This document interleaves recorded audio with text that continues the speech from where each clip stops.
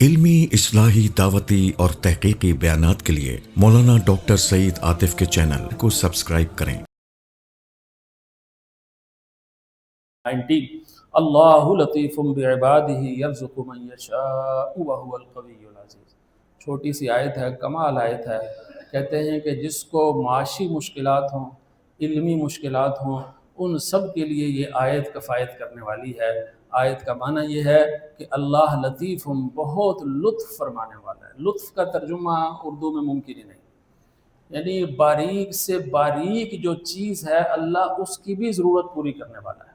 جس طرح ہمارے یہاں کہتے ہیں نا فنون لطیفہ، کہ وہ نظر نہیں آتے محسوس ہوتے ہیں، جیسے شاعری ہے، تو لطیف بعبادی، اللہ آپ کی ہر ضرورت کو پورا کرتا ہے۔ چھوٹی سے چھوٹی حاجت کو لے کر آپ کی جو آرٹسٹک اپروچ ہے اس کی تسکین کا سامان بھی وہ فراہم کرتا ہے۔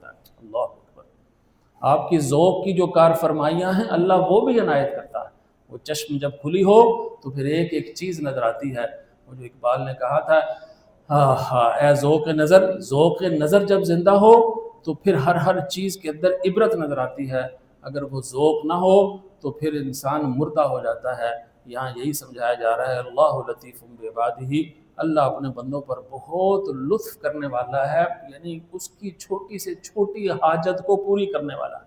بعبادہ، اور یرزق من یشاء، وہ جس کو چاہے جتنا چاہے جس انداز سے عطا فرمائے۔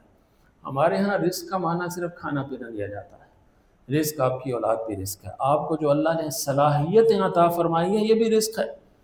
آپ کے حلقہ احباب کے اندر مخلصین ہیں، یہ بھی اللہ کی عطا اور اللہ کا رزق ہے۔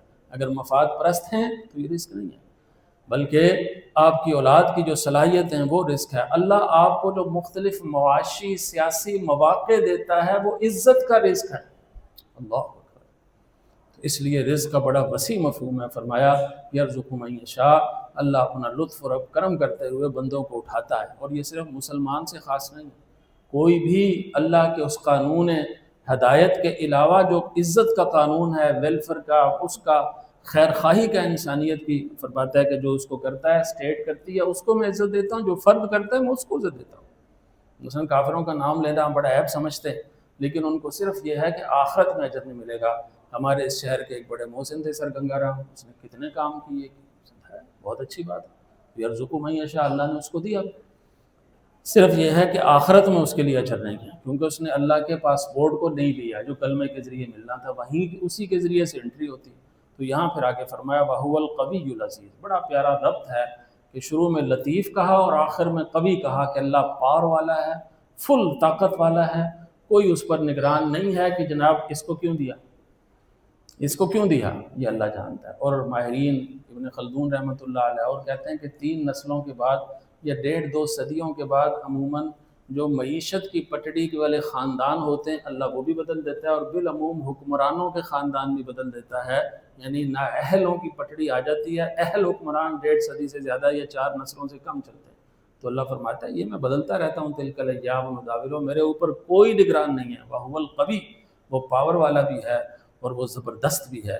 اس لیے اس آیت کے ذریعے سے اس کے تقاضے بھی پورے کرنا اور اللہ سے مانگتے رہنا کہ اللہ لطیف بعبادہ، اللہ میں تو اس قابل نہیں ہوں، تیری عطا، تیری عنایت، تیرا سب کچھ ہے، تو نے یہ دیا ہے، اور تو ہر چیز پر قادر بھی ہے اور لطیف بھی ہے، یعنی تو لطف کروانے والا ہے۔ میں میرٹ پر نہیں مانگ رہا، نہ میرٹ کا میں مستحق ہوں، نہ میں میرٹ کے تقاضے پورے کر رہا ہوں، میں تو آپ سے فضل کا طالب ہوں، میں تو آپ سے کرم کا طالب ہوں۔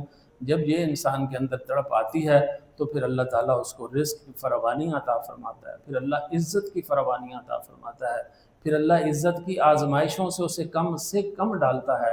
اللہ سے دعا ہے اللہ اس قانون کے مطابق ہمیں تقاضے پورے کرنے کی توفیق عطا فرمائے، اور عدل کے بجائے اللہ ہم کمزوروں کے ساتھ رحم اور کرم والا معاملہ فرمائے۔ اللہ لطیف بعبادہ یرزق من یشاء وہو القوی العزیز۔ اچھا من یشاء کہا ہے، اللہ جس کو چاہے دے دے۔ ہم کہتے ہیں یا اللہ اس خاندان کو کیوں عزت دی ہے، اس بندے کو کیوں عزت دی؟ اللہ نے کہا کہ پاور میرے پاس ہے، ہاں من یشاء، میں جس کو چاہوں دوں، اس لیے اللہ کا قانون ہے، یہ دنیا میں جاری ساری ہے۔ اللہ ہمیں اس کا فہم اور ادراک عطا فرمائے۔ Please don't forget to like and share.